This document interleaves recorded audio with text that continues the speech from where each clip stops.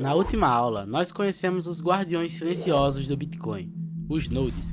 Vimos que cada node é um auditor independente, um fiscal que guarda uma cópia de toda a história e garante que ninguém quebre as regras do protocolo. Isso nos leva a questões fundamentais sobre a estrutura da rede. Como os dados são organizados para formar essa história? De que forma as transações se tornam permanentes e imutáveis? E qual o papel exato dos mineradores nessa equação? Hoje vamos fundo na sala de máquinas. Vamos desmontar o motor do Bitcoin, peça por peça, para entender a lógica por trás de tudo.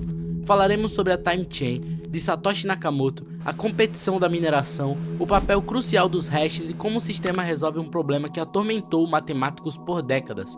No final dessa aula, você não vai apenas saber como o Bitcoin funciona, você vai entender por que ele é uma das invenções mais geniais do século XXI. Tudo começa com um conceito chamado hash. Pense num hash como um lacre digital, ou um DNA de uma informação. O Bitcoin usa uma função específica, chamada SHA-256. A sua função é pegar qualquer quantidade de dados, como uma lista de transações, por exemplo, e transformar tudo num código único de 64 caracteres. É como uma impressão digital matemática.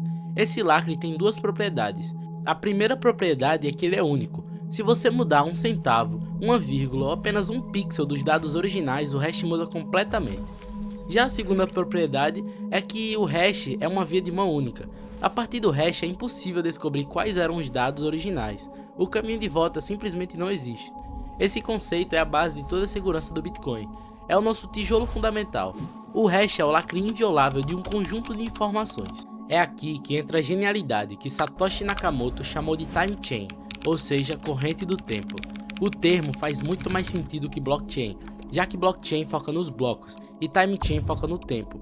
Cada novo bloco de transações não contém apenas as novas transações, ele contém um carimbo de tempo e também obrigatoriamente contém um hash do bloco anterior. Isso significa que o bloco 202 tem um hash do bloco 201 dentro dele. O bloco 203 tem um hash do bloco 202 que por sua vez também contém um hash do bloco 201. Ou seja, todos os blocos estão ligados entre si. Se um hacker tentar alterar uma transação lá atrás, no bloco 201, o hash daquele bloco vai mudar. Como consequência disso, o hash do bloco 202, que continha um hash antigo, se torna inválido. O 203, 204, 205, assim por diante. A corrente inteira se quebra a partir do ponto de fraude. É por isso que a história do Bitcoin é imutável. E para reescrever o passado, seria preciso refazer toda a corrente. Um trabalho monumental que vamos entender agora. O direito de adicionar o próximo bloco à time chain é decidido através de uma competição. Esse processo é denominado de mineração. Ela funciona com base em um mecanismo chamado Proof of Work, ou prova de trabalho. A rede Bitcoin estabelece um desafio. Ela só aceitará um bloco cujo hash comece com uma certa quantidade de zeros. Como não é possível prever o resultado de um hash, a única forma de encontrar um válido é na base da tentativa e erro. O minerador testa bilhões de combinações por segundo. É uma loteria onde os bilhetes são comprados com poder computacional. Quem achar o bilhete premiado primeiro ganha o direito de propagar o seu bloco para a rede e recebe a recompensa. Essa recompensa é dividida em duas partes. A primeira parte é o subsídio do bloco, ou os novos bitcoins criados. É aqui que entra o halving, que corta essa emissão de Bitcoin pela metade a cada 210 mil blocos minerados, ou aproximadamente a cada 4 anos. A segunda parte da recompensa são as taxas. Todas as taxas de transações incluídas no bloco são recompensas para o minerador. Todo esse esforço energético não é um desperdício, é o custo para garantir a segurança da rede. Atacar o Bitcoin hoje exigiria refazer todo esse trabalho, o que torna economicamente inviável. E é nesse ponto que todas as peças se juntam e que os nodes, nossos guardiões da aula passada, entram em cena. Quando um minerador encontra um bloco válido, ele transmite para a rede. Cada node que o recebe faz uma checagem rigorosa.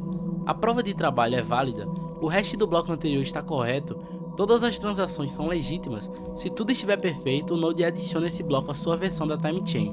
Esse sistema resolve o famoso problema dos generais bizantinos, que descreve a dificuldade de coordenar uma ação entre várias partes que não confiam umas nas outras. O Bitcoin resolve isso com a prova de trabalho. A mensagem: o bloco só é confiável porque vem com uma prova de custo que não pode ser falsificada. E se duas versões da cadeia surgirem ao mesmo tempo, a regra é simples: a rede sempre seguirá a cadeia que for mais longa, porque ela representa o maior acúmulo de prova de trabalho. A honestidade é a estratégia mais lucrativa. Até essa aula, acredito que você já entendeu que o Bitcoin como protocolo não é estático, ele evolui através de propostas de melhorias. As BIPs BIP significa Bitcoin Improvement Proposal.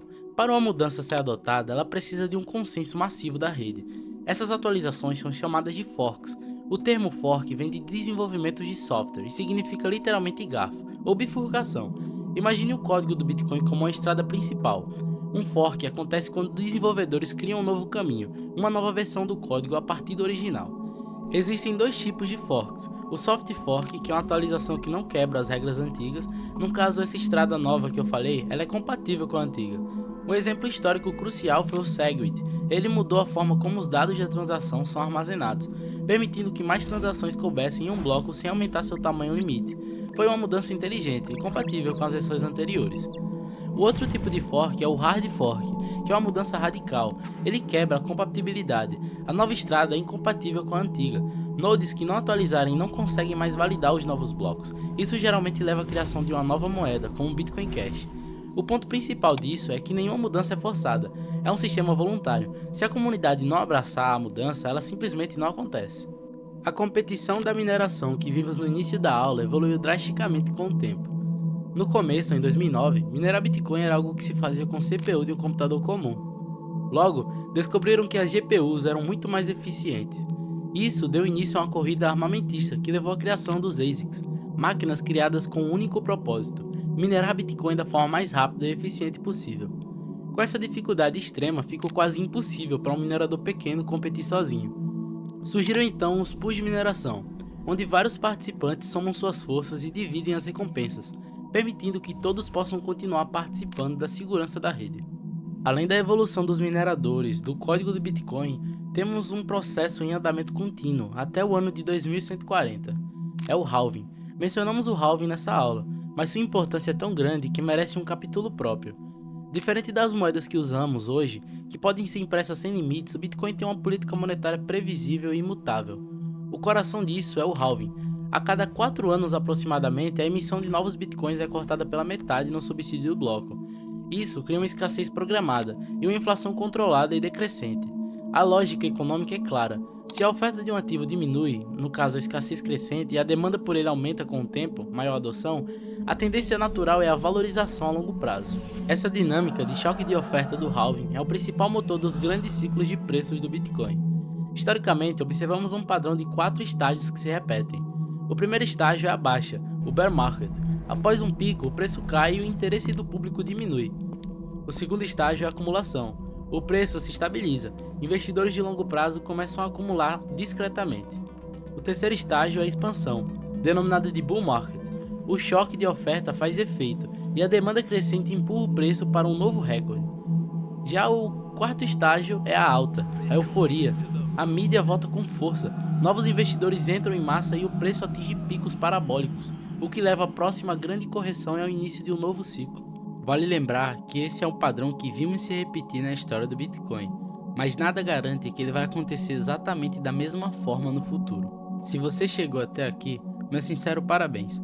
Como diz o Michael Saylor, a maioria das pessoas passam a vida inteira correndo atrás do dinheiro, mas nunca para aprender como guardá-lo. Ao estudar Bitcoin, você está quebrando esse ciclo. Se algum conceito pareceu complexo, não se preocupe, isso é normal. Assista novamente, pause e pesquise. Também estarei disposto a te responder nos comentários.